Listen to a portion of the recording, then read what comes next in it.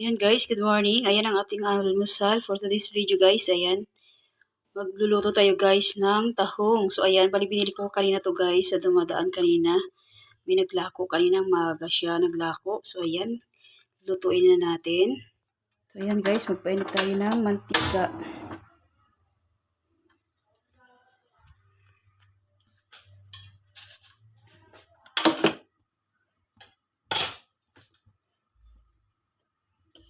Yan, lalagay natin guys yung ating luya. Bali yung mga luya natin guys, pinagpipit-pit ko na yan guys. Yan. Tanggal na ang lansa. Yan, sabay-sabay na natin guys. So yan, igisa lang natin ang ating mga ricados. Bali ang ginisang ko guys, sibuyas, kamatis, luya. So ayan, nakalimutan ko maglagay ng bawang. Ayan, magdagdag tayo ng bawang guys, nakalimutan ko. Ayan guys, ihabol ko na lang yung ating bawang. Ayan, pinagsabay-sabay ko na sila. Nagigisa. Para isang bagsakan na lang guys. So ayan, halo-haloin lang natin hanggang mag-aromatic ang ating mga pinigisang luya, bawang at sibuyas.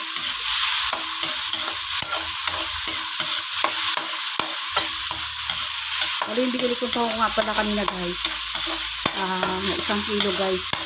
Walang taong dito guys sa amin, 140 ang 1 kilo. Bali bumili ako ng 1 kilo. Yan, para may almusal kami. Yan, dahil namin tanghali, magluluto tayo ng pata ng baboy. Sagay natin yung patatin. Yan, litas-litas lang natin guys.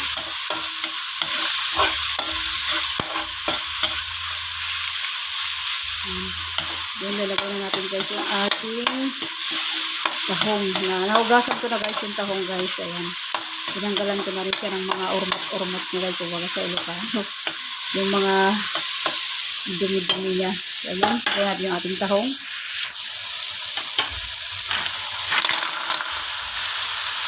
Bali, sinama ko na guys yung ating siling green dito. Para may konting sipa na ang hang.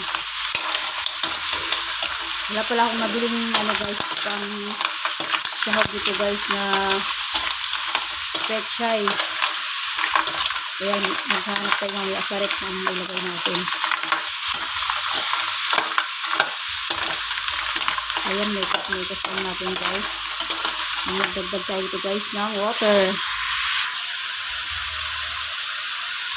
Ayan guys, ganito pala kalaki ang ating ilalagay na tubig. Nagawang karami. Siguro mga 3 ganito guys. Yan, mga 3 ganitong baso.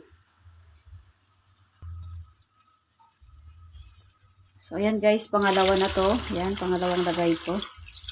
Dagdagan pa natin ng 1 baso. So ayan guys, dagdag ako dito. Siguro mga kalahati pa. So ayan, tinamihan ko siya ng tubig para mayroong sabaw guys. Maganda to guys sa mga bagong panganak ng mga mamis dyan. Yan, sa mga nagpapa-breastfeed. Maganda to guys. Kailan guys pag kumain kayo nito sa mga nagpapa-breastfeed, huwag kayong kumain guys ng gabi na tahong kasi guys. Malamig to sa tiyan. Baka kakabagin ng bata. Ang mga babies nyo. So, kung kakain man kayo to guys, tanghali or umaga. So ayan guys, balikan natin mamaya-maya kapag kumukulo na ito. So yan guys, yung ihahalo natin sa ating tahong. Yan. Palilinisin lang natin to guys at balikan natin mamaya-maya. Guys, kumukulo na. Mag-ada tayo ng ibang mga seasoning dito. Halo-haloin lang natin. So bali magdalagay tayo dito guys ng bitchin. Ayan, tiyanta-tansya lang guys ang bitchin natin kasi may lasa naman itong tahong natin na to. Then maglalagay tayo guys ng paminta. Ayan. Halo-haloin lang natin guys.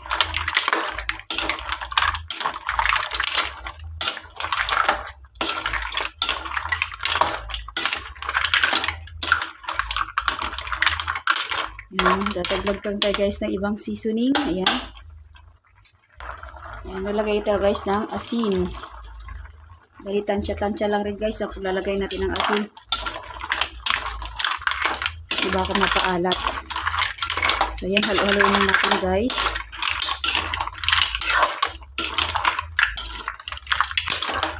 Balikan natin guys maya-maya. Kapag lutong-luto na siya at lilinisan muna natin yung ating mga malunggay. So yan guys, tingnan natin kung luto na yung ating tahong. Ayan. Pwede na natin ilagay yung malunggay guys. Nagbukaan na siya oh. Ayan. Tanggalan na yung iba.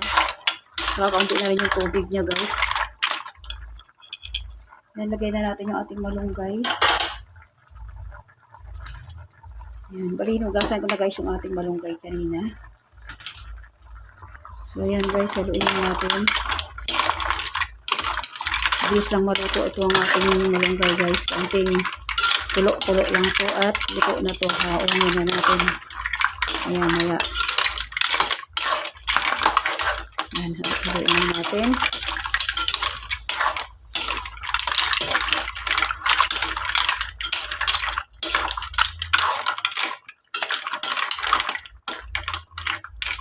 So, yan. Balik natin guys maya-maya kapag luto na yung ating malunggay.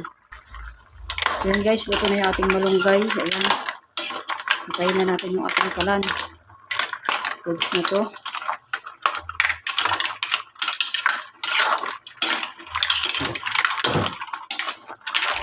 Ayan. Patayin na natin.